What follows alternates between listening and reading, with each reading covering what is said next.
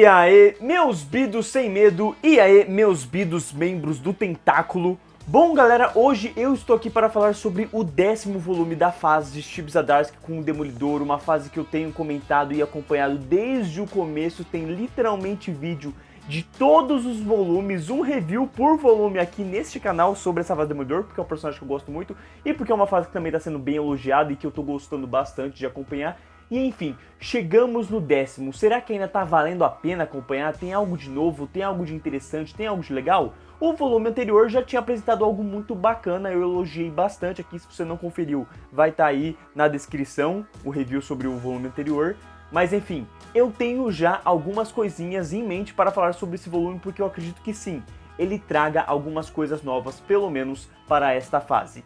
Então bora lá, que eu tenho muito para dizer sobre a parte 2 da saga do Punho Vermelho. Meus soldados trabalham juntos, um objetivo em comum. Quanto disso é para ajudar a lutar contra o mal e quanto é simplesmente para lutar? E isso importa? O coração deles pode ser uma coisa e suas ações podem ser outra. O êxtase da batalha, o sentimento de satisfação a ajudar, anula a boa ação? Eles estão fazendo bem. Isso é o que será lembrado hoje, vencendo ou perdendo. Nós fizemos o bem, nós lutamos contra o mal. Se a morte vier, nós lutamos por Deus. Após assumir a profecia do punho em se tornar um rei, Matt Murdock precisa lidar com o fato do Justiceiro ter se aliado ao Tentáculo, e como isso vai conduzir em acontecimentos que ele não pode controlar. Desse modo, Chip Zdarsky volta a manter toda a trama numa energia frenética que leva até mesmo você a se questionar sobre o que vem após tudo isso. Porque mesmo com o gancho plantado no volume anterior sobre os Vingadores, o autor decide dar foco para outra parte dessa história, com o Frank Castle assumindo o inferno que o Tentáculo representa, levando os heróis para armadilhas que vão acabar com eles, mesmo que isso faça parte de algo já esperado. Assim, acabamos entrando numa discussão forte sobre as ações do Demolidor diante de tudo isso, porque ao mesmo tempo que tem certas coisas positivas, as ideias parecem distorcidas perante o futuro que ele espera de acordo com o que fez, trazendo personagens que apoiaram a sua causa mudando de ideia, e alguns vilões liberados da prisão adicionando uma camada a mais para a história, de forma super positiva, para nos levar a questionar também para onde isto vai, o que ajuda bastante o quadrinho a pregar nossa atenção, porque damos valor para tudo que está sendo dito, já que refletimos sobre as decisões.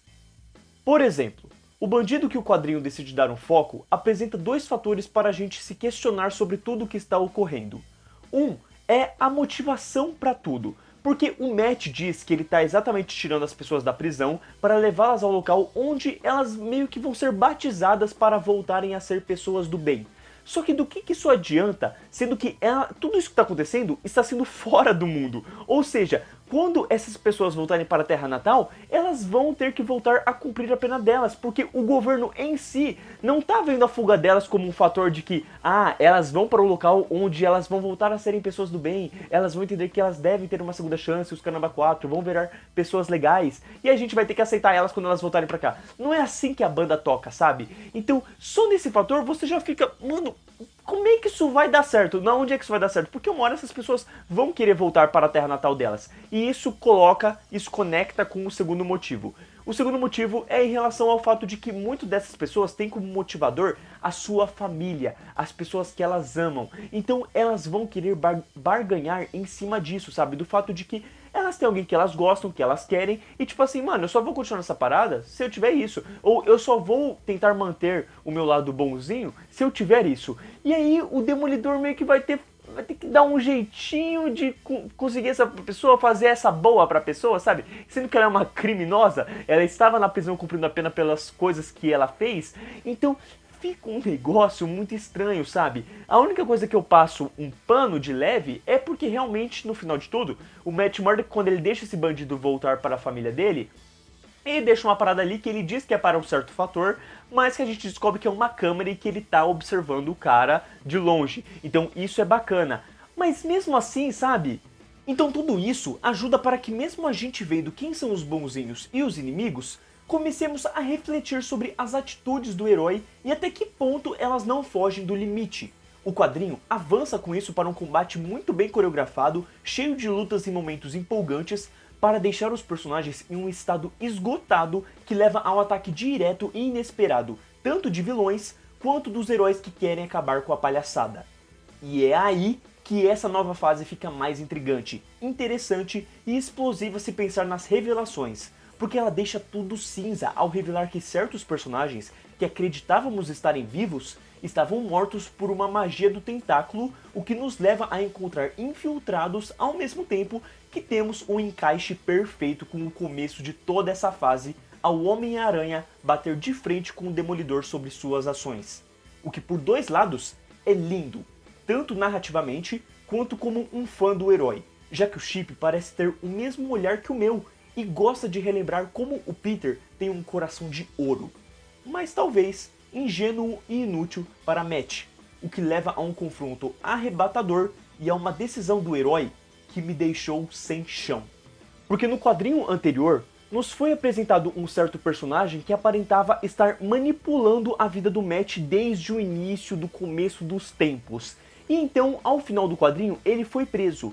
E me incomodou durante este volume que ele não estava aparecendo, não estava tendo um foco nele, sendo que por mim ele tinha sido um dos grandes pontos positivos do volume anterior.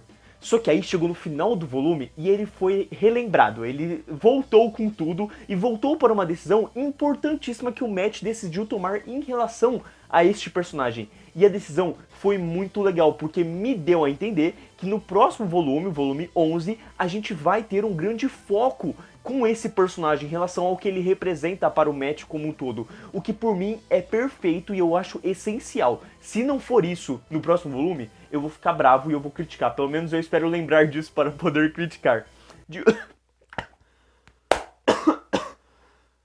E morreu.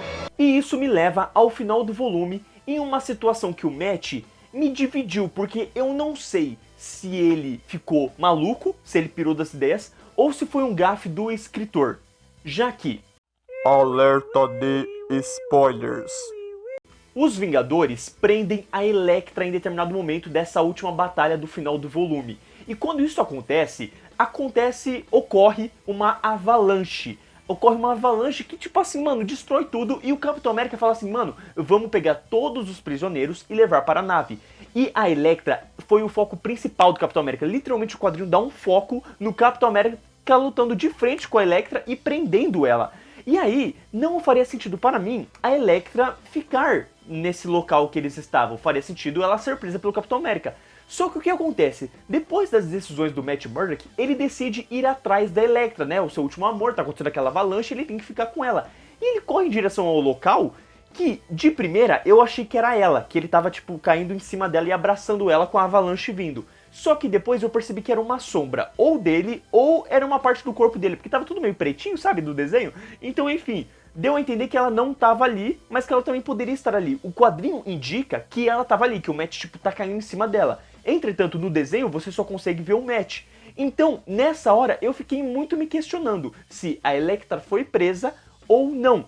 Porque se ela não foi presa, eu vou achar um baita gafe não do Capitão América, mas do escritor. Porque ele deu um foco nisso, ele mostrou que os heróis queriam isso. Você acha que o Capitão América de todos os prisioneiros não ia focar na Elektra, em prender a Elektra diante de tudo que estava acontecendo? Entende? Então isso me incomodou de talvez ela poder estar naquele ambiente. Se ela não estiver naquele ambiente, a gente entra em um ponto que pode ser ainda mais legal para o próximo volume, que é o fato de que o Matt Murdock realmente pirou de vez.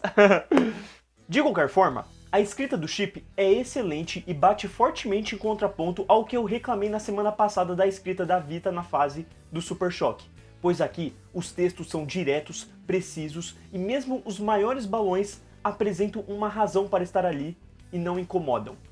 Diferente da arte de Manuel Garcia na específica edição 9, que não tem nada a ver com o resto desenhado pelo Marco Checchetto e Rafael de la Torre, e conseguiu me deixar tristíssimo pela capa da última página dele, que tinha tudo para soar épica, mas por conta do seu estilo desenho animado, acaba perdendo toda a força em contraponto com o desenho dos outros dois, que encontraram uma conexão fortíssima para não ser tão fácil notar quem está ilustrando tal edição, o que é ótimo, e nota para o Marco desenhando o povo na chuva. o negócio que fica lindo, viu? Mas enfim, RIP, última página da penúltima edição. Que tragédia. Ao contrário do resto do volume. Olha só, quem diria, não é mesmo? Pois é, cara, o volume está ótimo, tanto em relação à capa, quanto em relação à folhagem, tudo muito durável, tudo muito bonito. Eu acho que mantém a qualidade do que a gente viu desde o começo dessa fase, sabe? Tanto que eu acho que nas primeiras edições não era o verniz destacado aqui, né? Mas depois ficou assim, e enfim, tá bonito, tá legal. E uma coisa que eu quero muito elogiar é a introdução da Dandara Palankoff, porque o que ela faz aqui é dar um belo resumão do que estava acontecendo na fase do Demolidor até então, tipo assim, porque atrapalha um pouco, né, esse lance do Demolidor ser semestral, então às vezes tu esquece o que tá acontecendo, e aí aqui ela dá uma relembrada, mas ela não só dá uma relembrada, como ela explica certos fatores que serão abordados nesse volume, então tem algumas coisinhas que não necessariamente apareceram no volume anterior, apareceram durante a fase, ou apareceram até mesmo em outras fases, e ela decide explicar pra você entender na onde é que você tá caindo, sabe? Pra você não chegar de paraquedas e você entender o que vai ser abordado durante o volume. O que eu achei muito, muito legal. E aliás, quero dar um destaque positivo para o fato de que nessa edição não tem extras ao final, sabe? Tem só uma página em branco e a última página da edição, porque isso dá uma força maior para o final, para o clímax final deste volume, sabe? Então você sente maior o impacto, o que eu gostei. Sabe aquela coisa de, por exemplo, quando um filme acaba e você não tem trilha nenhuma, você só tem aquele silêncio e você sente o final do filme? Eu acho que é exatamente o que acontece aqui. Então foi um baita ponto positivo não ter nada ao final do volume, eu gostei.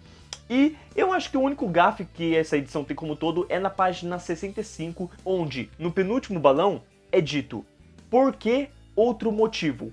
Quando eu acredito que deveria ser por qual outro motivo? Pelo menos na minha visão gramatical deveria ser por qual, porque fica bizarradamente estranho. Por fim, a saga do Punho Vermelho continua vibrante. As ações do Demolidor finalmente estão ganhando mais atenção e discussão, mostrando que nem sempre o mocinho pode estar acertando, independente do quão boa possa ser a sua motivação para isso. E tudo que foi plantado quando a saga começou ganha uma rápida repercussão para vermos que a bomba explodiu e nos deixar se questionando o que raios vai acontecer daqui pra frente. E vocês, já leram o 10º volume de Demolidor? O que vocês acharam? O que vocês concordam? O que vocês discordam do que eu comentei aqui? O que vocês esperam do futuro Demolidor? O que vocês acham que eles vão fazer com o Demolidor? Pensando que você não sabe o que está acontecendo lá fora, beleza? Porque obviamente essa fase já acabou nos Estados Unidos, eu não quero saber o que acontece sem ter chegado no Brasil ainda e poder ter nas minhas mãos para ler, beleza? Então, por favor, sem spoilers em relação ao que você sabe do final da fase, mas o que você espera caso você não saiba? É isso que eu gosto de saber. E fala aí se você tá acompanhando o Demolidor também, né? Porque Demolidor, mano, tá muito bom e não é todo mundo que tá lendo, mas enfim, eu gosto de trazer aqui os reviews do canal e nunca vai faltar, pelo menos enquanto a fase do Chip Zdarsky não acabar, beleza? Então eu agradeço muito a quem assistiu o vídeo até aqui. Tudo que eu tinha para dizer era isso, eu espero que vocês não tenham se incomodado com a partezinha dos spoilers, se bem que eu deixei aqui, né, legal para vocês poderem pular também. E enfim, agradeço aí quem assistiu o vídeo até aqui. Muito obrigado, a gente se vê na próxima, no próximo vídeo do canal, seja de review, seja de react, vídeo é o que não falta, beleza? Valeu, falou!